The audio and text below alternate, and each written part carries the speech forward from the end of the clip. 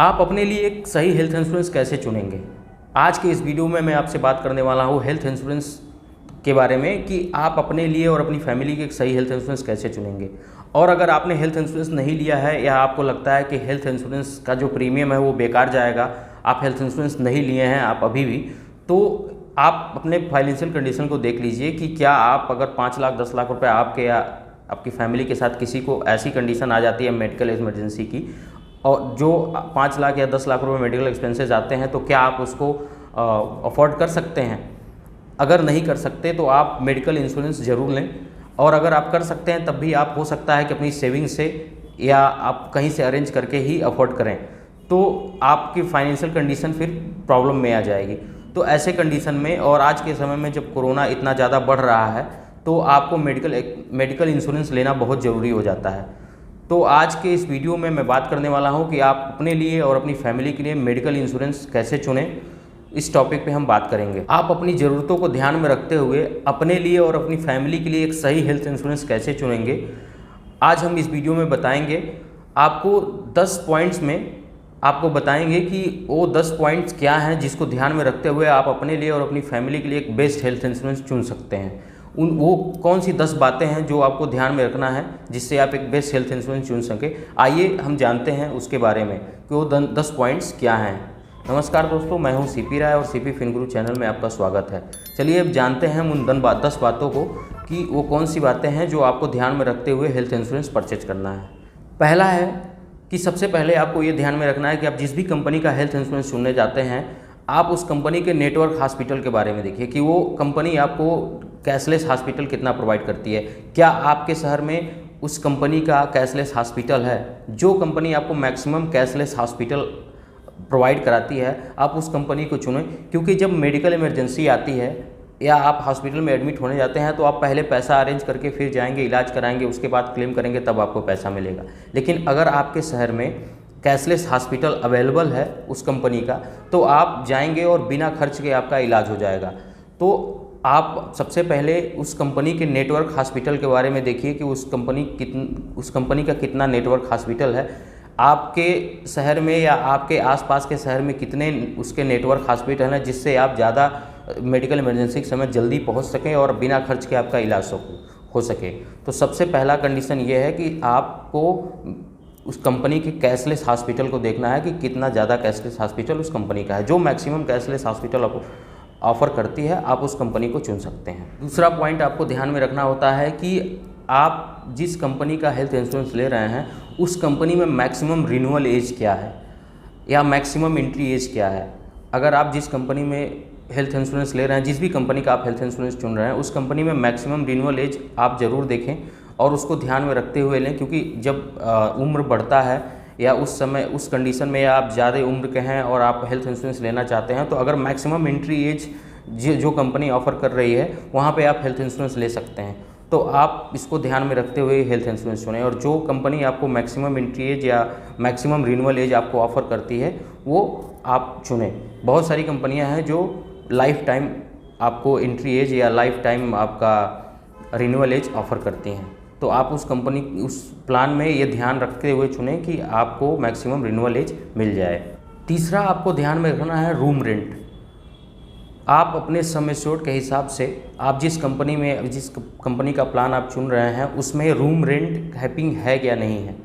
सबसे बड़ा कंडीशन ये होता है कि अगर आप हॉस्पिटल में एडमिट होने जाते हैं तो अगर आपके प्लान में रूम रेंट कैपिंग है तो फिर आपको बहुत सारी प्रॉब्लम हो जाती है, क्योंकि रूम रेंट कैपिंग है। किसी कंपनी में आपके सम एश्योर्ड का 1%, किसी कंपनी में 2% या किसी कंपनी में सिंगल प्राइवेट एसी रूम का ऑफ़र है, तो ऐसे कैपिंग होते हैं। अगर आप किसी हॉस्पिटल में ऐसे एडमिट होने जाते हैं जहाँ पे उसके पर डे का जो आप रूम ले रहे हैं उसका पर डे का जो रेंट है वो 15,000 या 20,000 है या 10,000 है, तो आप उस पर कैसे अफोर्ड करेंगे। अगर वो आपकी पॉलिसी में इनबिल्ड नहीं रहेगा तो आपको उसका पैसा जेब से अपने खर्च करना पड़ेगा। तो आप अपनी पॉलिसी में ये देख के चुनें कि जिस भी कंपनी की पॉलिसी में रूम रेंट की कोई कैपिंग ना हो, आप उस पॉलिसी को चुनें जिससे रूम रेंट का खर्च आपके जेब पे ना आए। चौथा पॉइंट आपको ध्यान में रखना है कि आप जब भी पॉलिसी लेने जाते हैं तो आपकी पॉलिसी में जो प्लान आप ले रहे हैं उसमें आईसीयू लिमिट क्या है। आपके प्लान में अगर आईसीयू लिमिट कैपिंग लगी होगी, तो अगर आईसीयू में एडमिट होते हैं तो जो आईसीयू का खर्च होगा, जितनी कैपिंग होगी, अगर उससे ज़्यादा खर्च हो रहा है तो उसका पैसा आपको अपनी जेब से देना पड़ेगा। तो आप सबसे पहले ये ध्यान में रखें कि आपके जो प्लान आप ले रहे हैं उसमें आईसीयू लिमिट क्या है। बहुत सारी कंपनियां हैं जिसमें कैपिंग लगा होता है कि आईसीयू में आप अपने सम एश्योर्ड का 10% या 15% या 20% ही खर्च कर सकते हैं, या 50,000 या 1 लाख रुपए ही खर्च कर सकते हैं आप अपने सम एश्योर्ड से। और बहुत सारी कंपनियां हैं जो नो लिमिट देती हैं, आप अपने सम एश्योर्ड का पूरा यूज कर सकते हैं। अगर आईसीयू में एडमिट होते हैं और आपके अपने सम एश्योर्ड के बराबर आपका पैसा आईसीयू में लग जाता है तो आप उसको अफोर्ड कर सकते हैं, उसका क्लेम कर सकते हैं। तो आप उस कंपनी का प्लान ही चुनें जिसमें आपको आईसीयू लिमिट में कोई कैपिंग ना हो। 5वां पॉइंट है आपको जो ध्यान में रखना है वो है इन पेशेंट ट्रीटमेंट। इन पेशेंट ट्रीटमेंट में क्या होता है कि जब भी आप हॉस्पिटल में किसी भी कारण से एडमिट होते हैं तो आपके जितने भी मेडिकल खर्च होते हैं वो इन पेशेंट ट्रीटमेंट में आता है। तो आप हॉस्पिटल में जब एडमिट होते हैं तो आपको इन पेशेंट ट्रीटमेंट में देखना है कि अगर आपके इन पेशेंट ट्रीटमेंट में वहाँ पे लिमिट में कोई कैपिंग लगी हुई है तो आपको उस पॉलिसी को बिल्कुल न चुनें। इन पेशेंट ट्रीटमेंट में जिसमें नो लिमिट हो, जिसमें अप टू सम एश्योर्ड आपका यूज करने का ऑप्शन हो, वो आप ज़रूर चुनें। क्योंकि जब भी हॉस्पिटल में एडमिट होते हैं तो आपको ये पता नहीं होता कि आपका मेडिकल एक्सपेंसेस कितना आएगा। तो अगर आपके सम एश्योर्ड में या आपके प्लान में कैपिंग लगी होगी तो आपको प्रॉब्लम हो सकती है। इसीलिए आप जो जिसमें आपको इन पेशेंट ट्रीटमेंट में नो लिमिट अवेलेबल हो आप वही प्लान चुनें। छठा पॉइंट जो है जो आपको ध्यान में रखना है वो है डे केयर ट्रीटमेंट। आजकल बहुत सारे ऐसे बीमारियां हैं, बहुत सारे ऐसे प्रॉब्लम हैं जो आपको एक दिन में ही आप हॉस्पिटल में जाते हैं और आपका ट्रीटमेंट हो जाता है और आप घर आ जाते हैं। अभी लेजर सिस्टम से आपके स्टोन का ऑपरेशन होने लगा है जो कि एक दिन में ही आपको ट्रीटमेंट करके आपको छुट्टी दे दी जाती है हॉस्पिटल से। और भी बहुत सारे आपके ऐसी बीमारियां हैं जो आपको एक दिन में ही आपका इलाज हो जाता है और आपको एडमिट होने की ज़रूरत नहीं होती है 24 घंटे के लिए। तो ऐसे कंडीशन में आपके प्लान में डे केयर ट्रीटमेंट ज़रूर इनबिल्ड होना चाहिए और उसमें नो लिमिट होनी चाहिए। अगर आपके एक दिन के ही उसमें ट्रीटमेंट में 2 लाख या 3 लाख रुपए खर्च आ जाता है और आप एक दिन में ही छुट्टी पा के आपके घर आ जाते हैं, ऐसे कंडीशन में आपके प्लान में, आपकी पॉलिसी में कैपिंग लगा रहेगा तो फिर आपको कैपिंग से ज़्यादा अगर आप इलाज में खर्च करते हैं तो आपको वो पैसा अपनी जेब से देना होगा। तो डे केयर ट्रीटमेंट में कौन कौन सी बीमारियां आती हैं ये आप अपने प्लान में देखें और ये देखें कि आपको कोई कैपिंग ना हो उसमें।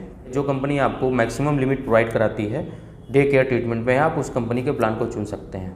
7वां पॉइंट जो आपको ध्यान में रखना है वो है pre and post hospitalization. Pre and post hospitalization में जब भी आप हॉस्पिटल में एडमिट होते हैं उसके कुछ दिन पहले तक जो भी आप मेडिसिन वगैरह का खर्च होता है, जांच का खर्च होता है, वो आपको क्लेम आप कर सकते हैं, आपको क्लेम मिल जाता है। और पोस्ट हॉस्पिटलाइजेशन में जब भी आप हॉस्पिटल से डिस्चार्ज होते हैं उसके बाद बहुत दिनों तक आपकी इलाज चलती है, आपका दवा चलता है, मेडिसिन्स वगैरह लाने होते हैं और अलग से ट्रीटमेंट चलता है या कोई जाँच वगैरह हो रहा है तो उसका जो भी खर्च आएगा वो आप क्लेम कर सकते हैं।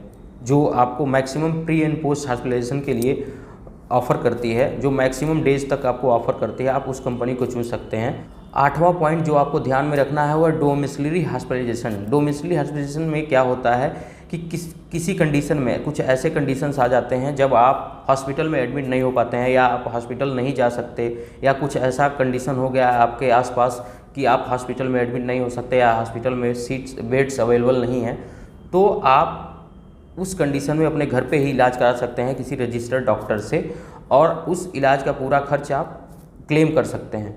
ऐसे कंडीशन में डोमिसिलरी हॉस्पिटलाइजेशन का जब आपके पॉलिसी में इनबिल्ड रहेगा तो आपको इलाज का खर्च अपनी जेब से नहीं देना होगा, आप उसका क्लेम कर सकेंगे। तो ऐसे कंडीशन में आप ये अपने पॉलिसी में ये ज़रूर ध्यान दें कि आपकी पॉलिसी में डोमिसिलरी हॉस्पिटलाइजेशन इनबिल्ड है कि नहीं है, और अगर इनबिल्ड है तो उसकी कैपिंग है या अप टू सम एश्योर्ड आप अपना यूज कर सकते हैं। इन बातों का ध्यान आपको पॉलिसी लेते वक्त ध्यान देना ज़रूरी होता है। 9वां पॉइंट जो आपको ध्यान में रखना है पॉलिसी लेते वक्त वो है नो क्लेम बोनस का। जब आप क्लेम फ्री ईयर में होते हैं, जब आप पॉलिसी ले लेते हैं और आप अपने जिस साल आप पॉलिसी ले रहे हैं उस साल आप कोई क्लेम नहीं करते हैं, तो उस साल आप अगले साल जब आपका रिन्यूअल होता है तो उस कंडीशन में आपको नो क्लेम बोनस मिलता है। तो वो नो क्लेम बोनस कंपनी कितना प्रोवाइड करती है। जो कंपनी आपको maximum no claim bonus provide करा रही हो आप उस पॉलिसी को चुनें, क्योंकि अगर आपने 5 लाख का सम एश्योर्ड लिया और कंपनी आपको 200% नो क्लेम बोनस प्रोवाइड करा रही है तो नेक्स्ट ईयर वो पॉलिसी आपका 5 लाख से 7 लाख या 7.5 लाख हो सकती है, हो सकता है 50% या 25% आपका सम एश्योर्ड जो है उसका नो क्लेम बोनस मिले। तो जिस भी कंडीशन में आपको नो क्लेम बोनस मिल रहा है, मैक्सिमम नो क्लेम बोनस जो आपको कंपनी प्रोवाइड करा रही है आप उस कंपनी को चुन सकते हैं। आपके लिए बेनिफिट होगा क्योंकि आपका सम एश्योर्ड फिर बढ़ जाएगा, तो आप मैक्सिमम जो आप मेडिकल एक्सपेंसेस आप कर सकते हैं। 5 लाख से अगर 7 लाख हो जाता है या 5 लाख 200% आपको ऑफर मिलती है तो आपका 5 लाख का 4 या 5 सालों में वो लगभग 10 से 15 लाख रुपया हो जाएगा, तो आप फिर 15 लाख तक का इलाज का खर्च आप उठा सकते हैं। तो ऐसे कंडीशन में आप नो क्लेम बोनस जो कंपनी आपको मैक्सिमम प्रोवाइड करती है आप उसको चुनें। 10वां पॉइंट जो आपको ध्यान में रखना है वो है अनलिमिटेड रिचार्ज बेनिफिट का, अनलिमिटेड रीसेट बेनिफिट। आप अपने प्लान में ये ज़रूर देखें, ये बेहद ज़रूरी है कि आपके प्लान में अनलिमिटेड रिचार्ज बेनिफिट है या नहीं है, और अगर अनलिमिटेड रिचार्ज बेनिफिट है तो उसके कंडीशंस क्या हैं। बहुत सारी कंपनियां अनलिमिटेड रिचार्ज बेनिफिट तो देती हैं लेकिन उसमें बहुत सारे कंडीशंस लगा देती हैं कि वो कंडीशंस क्या हैं आप उसको जानना ज़रूरी होता है। लेकिन कुछ कंपनियों में कोई कंडीशन नहीं है। आप अगर सेम ईयर में एक बार एडमिट होते हैं और वो आपका 5 लाख का सम एश्योर्ड आपने 5 लाख रुपए यूज कर लिया, फिर अगेन आप उसी साल में आप एडमिट हो जाते हैं तो आपका वो जो लिमिट है 5 लाख रुपए वो वापस अवेलेबल हो जाता है। लेकिन कुछ कंडीशन ऐसे हैं, जैसे अगर आप हॉस्पिटल में एडमिट होते हैं, आपका 5 लाख का इलाज का खर्च आ गया, फिर अगले 10 से 15 दिन या 20 दिन में या 1 महीने में ही आप एडमिट होते हैं तो आपको वो रिचार्ज बेनिफिट नहीं मिलेगा। सेम डिसीज़ सेम इलनेस से आप 45 डेज बाद भी एडमिट होते हैं तो कुछ कंपनियों में ऐसा कंडीशन है कि अगर 45 दिन बाद आप एडमिट होते हैं सेम इलनेस सेम डिसीज़ से, तब भी आपको अनलिमिटेड रिचार्ज बेनिफिट का ऑफर मिल जाता है, ऑप्शन मिल जाता है, आप उसका क्लेम कर सकेंगे। तो आप अपने प्लान में ये ज़रूर देखें, आप जिस भी कंपनी की पॉलिसी ले रहे हैं आप उस प्लान में अनलिमिटेड रिचार्ज बेनिफिट का ज़रूर देखें कि आपके प्लान में इनबिल्ड है या नहीं, और अगर इनबिल्ड है तो उसके कंडीशंस क्या हैं, कंडीशन पे आपको अनलिमिटेड रिचार्ज बेनिफिट का ऑप्शन मिल रहा है, ऑफ़र मिल रहा है।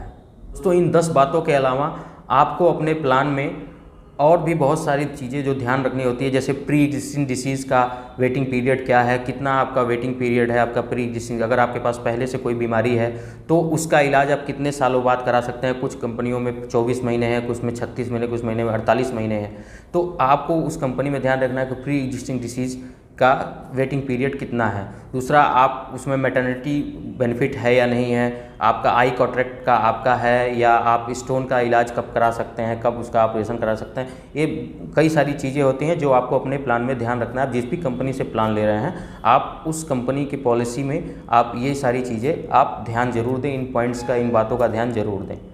तो आज के इस वीडियो में मैंने आपको 10 पॉइंट में बताया कि आप अपने लिए हेल्थ इंश्योरेंस कैसे चुन सकते हैं, एक सही हेल्थ इंश्योरेंस जो आपके लिए बेनिफिशियल होगा। जब आप इन बातों का ध्यान रखते हुए एक सही हेल्थ इंश्योरेंस चुनते हैं तो आपको क्लेम लेते वक्त कोई प्रॉब्लम नहीं आती है। आप किसी भी कंपनी का हेल्थ इंश्योरेंस प्लान ले रहे हैं तो आप इन 10 बातों का ध्यान तो जरूर दें, जिससे आपको बहुत सारे बेनिफिट मिल जाएंगे। और बहुत सारे लोग होते हैं, बहुत सारे एजेंट होते हैं जो आपको इन बातों को नहीं बताते हैं, तो आपको इन बातों को ध्यान रखना ज़रूरी होता है। तो इन 10 बातों का ध्यान रखते हुए आप अपने और अपनी फैमिली के लिए एक बेस्ट हेल्थ इंश्योरेंस चुन सकते हैं। हम आपके लिए हेल्थ इंश्योरेंस की एक सीरीज़ लेकर आने वाले हैं जिसमें हम इंडिया की टॉप 10 कंपनियों के बारे में बताएंगे कि भारत की कौन सी टॉप 10 कंपनियां हैं जो आपको हेल्थ इंश्योरेंस प्रोवाइड करती हैं, और उनके बेस्ट हेल्थ इंश्योरेंस के बारे में मैं रिव्यू करूँगा। मैं बताऊँगा कि आपको उन कंपनियों का सबसे बेस्ट हेल्थ इंश्योरेंस प्लान कौन सा है जो आप ले सकते हैं। तो आप उन वीडियो को ज़रूर देखिएगा, और अगर आपको ये वीडियो पसंद आए तो चैनल को लाइक करें, सब्सक्राइब करें। नमस्कार दोस्तों, मिलते हैं हम अगले वीडियो में एक नए टॉपिक के साथ।